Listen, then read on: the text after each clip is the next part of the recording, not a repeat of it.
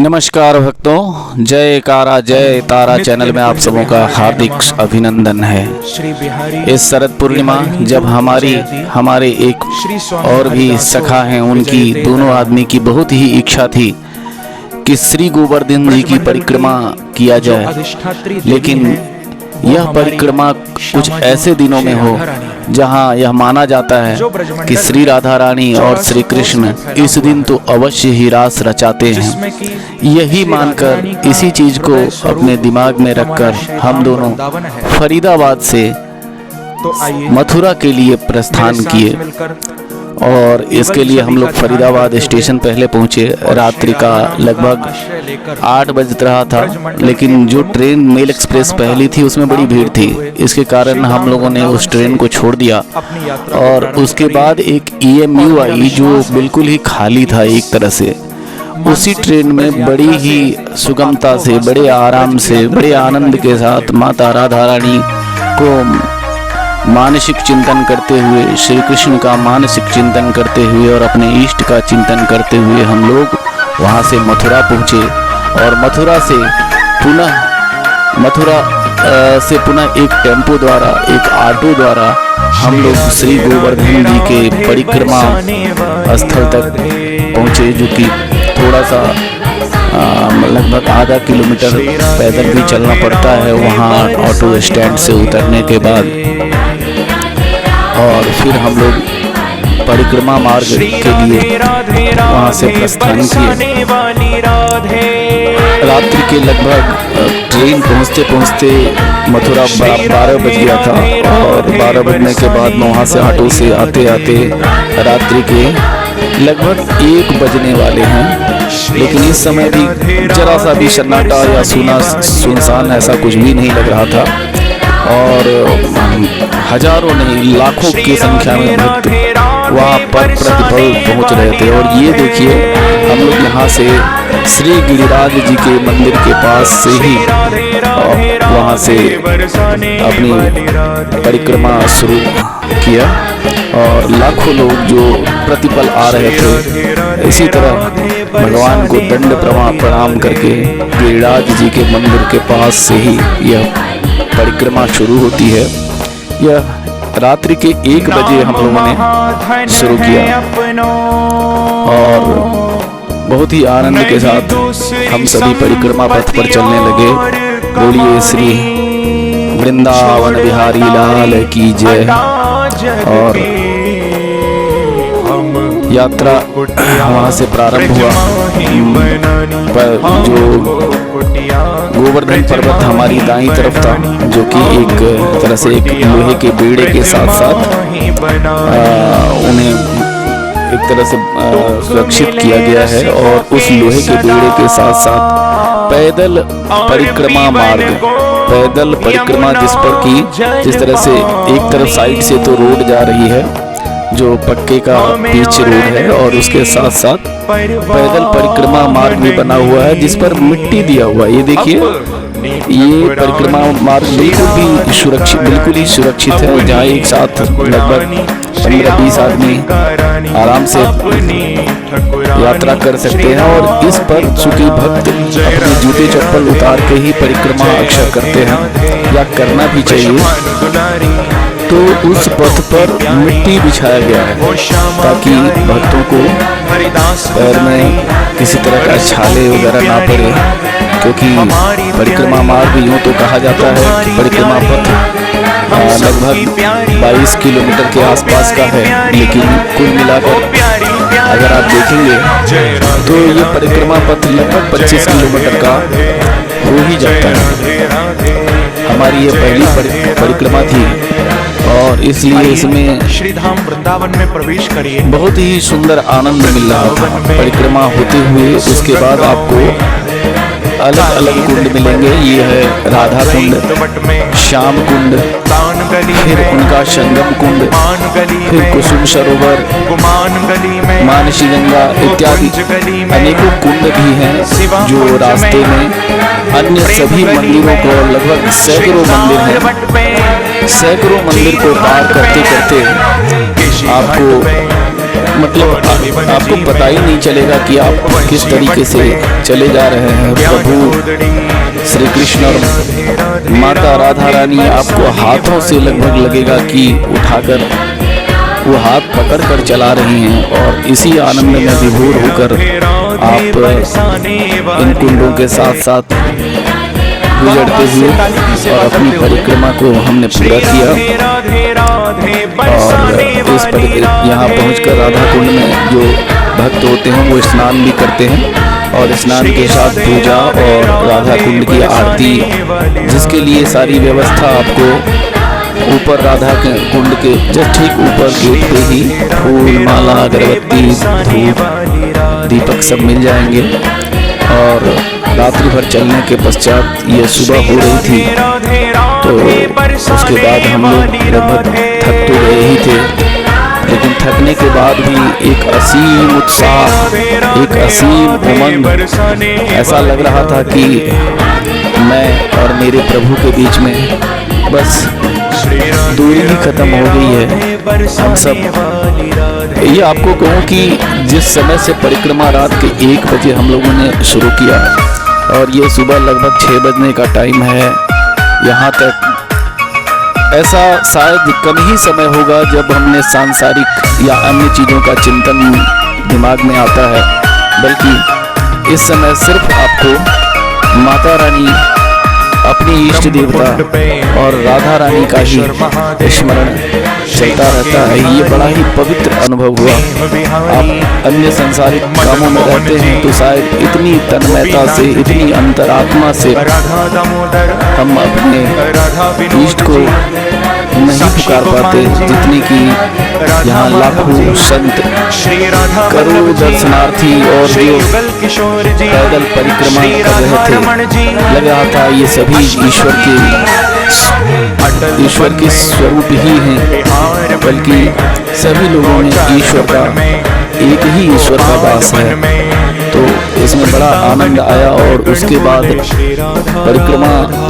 जहाँ एक तरह से मानसी गंगा में आकर थोड़ी से पहले, परिक्रमा समाप्त होने के थोड़े दूर पहले ही मानसी गंगा में पुनः स्नान किया जाता है। तो हम लोग ये मानसी गंगा में स्नान कर रहे हैं, करने जा रहे हैं मानसी गंगा के लिए, जहाँ पे स्वयं गिरिराज जी राधा रानी के साथ वहाँ विराजित हैं। उनका भव्य मंदिर है, लेकिन आपको यह जान के खुशी होगी कि मानसी गंगा एक तरह से एक बहुत विशाल ही कुंड है, और इसमें भक्तों के लिए, भक्तों की सुविधा के लिए बहुत ही बढ़िया व्यवस्था किया गया है। व्यवस्था ऐसा किया गया है कि जो भक्त कुंड में उतरकर स्नान करना जानते हैं, चाहते हैं और कर भी सकते हैं। मेरा मानना है कि भक्त इतने थके होते हैं कि उनके पैरों में शायद इतनी ऊर्जा नहीं होती कि वो कुंड में उतर सकें। तो ऐसे समय के लिए भी वहाँ पे एक साथ ही एक पाइप द्वारा और मोटर द्वारा उसी कुंड का जल बाहर महिलाओं के लिए अलग और महिलाओं के लिए और पुरुषों के लिए अलग ही, वहाँ एक साथ सैकड़ों आदमी स्नान कर सकते हैं। ऐसा व्यवस्था वहाँ किया गया है। सैकड़ों धाराएं उस पाइप के माध्यम से निकल रही हैं, जहाँ पर आप मानसी गंगा के जल का स्नान करिए, और वहाँ स्नान पूरी पवित्रता के साथ करने के बाद फिर वहाँ पुष्प, नारियल, धूप, दीप, जो भी वहाँ व्यवस्था है, कुछ दुकानदार अंदर ही अपना यह व्यवसाय कर रहे हैं। उससे आपको ये देखिए जलधारा जो है, इस तरह की सैकड़ों जलधारा उसी मानसी गंगा से निकलती हुई आपके लिए, ताकि सभी भक्तगण बड़ी सुगमता के साथ, आसानी के साथ, बगैर किसी परेशानी और फिसलन के साथ आप मानसी गंगा के जल से स्नान करिए और उधर अपने वस्त्र वगैरह पहन के पवित्र होकर और फिर से आप गिरिराज और राधा रानी जी का दर्शन करें। दर्शन के पश्चात पुनः थोड़ी सी यात्रा रह जाती है। उस यात्रा में आप उसको पूर्ण करते ही फिर से गिरिराज जी का आप नमन कीजिए, राधा रानी का नमन किए। ये समझिए इस तरह का एक अभूतपूर्व आनंद जो मेरी बरसों की सपना थी, इस बरसों का सपना इस तरह इस सुगमता से हमें मिल जाएगा, हम पूरा कर पाएंगे, ऐसी हमें उम्मीद नहीं थी। पुनः इस यात्रा को करने के बाद हम लोग वृंदावन आए और वृंदावन में श्री बांके बिहारी जी का दर्शन किए और कुछ वहाँ प्रेम मंदिर है, वैष्णो देवी, इस्कॉन, इस राधा वल्लभ जी का मंदिर है। तो कई मंदिरों का दर्शन हम लोगों ने किया और उसके पश्चात ये आप देखिए बाईं तरफ जो मार्ग है, यही मार्ग है परिक्रमा का मार्ग। एक तरफ से गाड़ियाँ जाती हैं जो कि उस गाड़ी को जो एक तरह से जो किसी उत्सव का दिन होता है या प्रमुख दिन होता है, उस दिन आप प्राइवेट गाड़ी लेकर के अंदर नहीं जा सकते, अन्यथा परिक्रमा तो 12 महीने चलती रहती है। तो इसी तरह लेकिन वहाँ की कुछ टोटो वगैरह हैं जो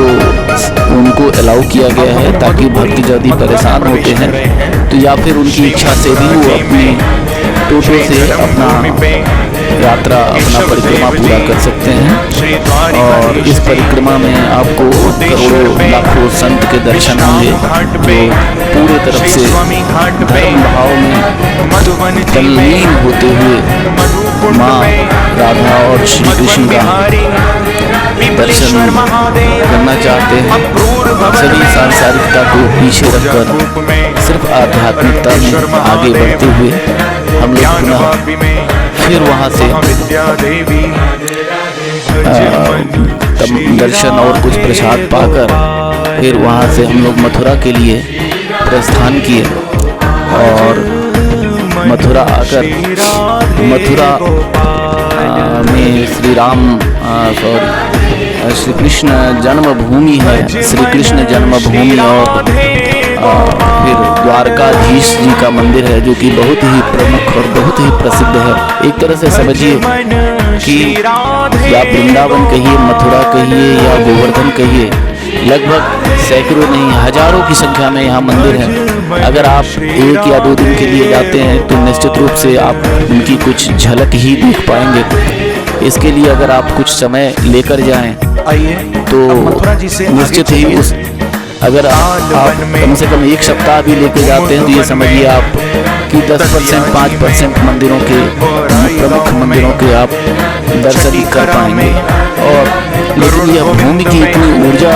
हमें प्राप्त होती है, इस तरीके से भक्ति प्राप्त होता है जो भक्ति हम अपने पूरे जीवन काल में उसका विस्मरण नहीं हो सकता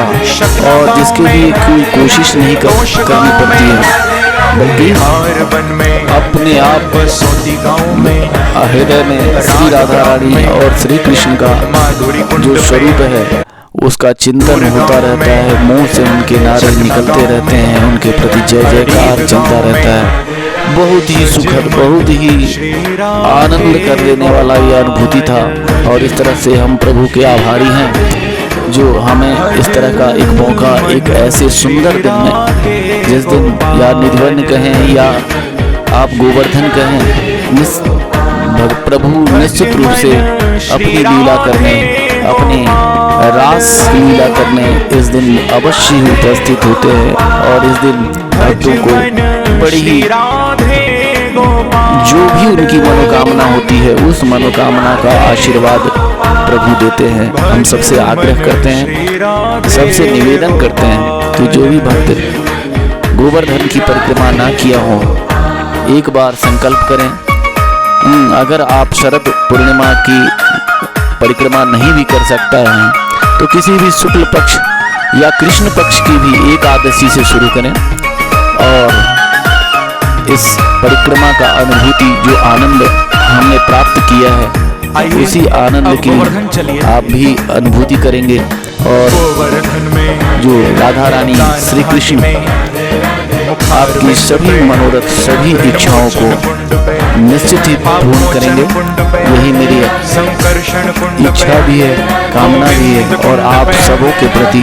शुभ कामना भी है। इन्हीं शब्दों के साथ धन्यवाद। श्री को लौटा साक्षी गोपाल जी इंद्र कुंड पे,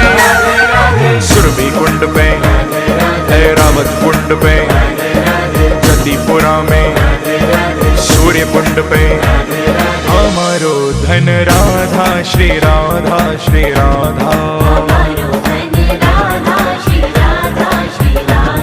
हमारो धन राधा श्री राधा श्री राधा, परम धन राधा राधा राधा राधा राधा, परम धन राधा राधा राधा राधा राधा, हमारो धन राधा श्री राधा श्री राधा, हमारो धन राधा श्री राधा श्री राधा।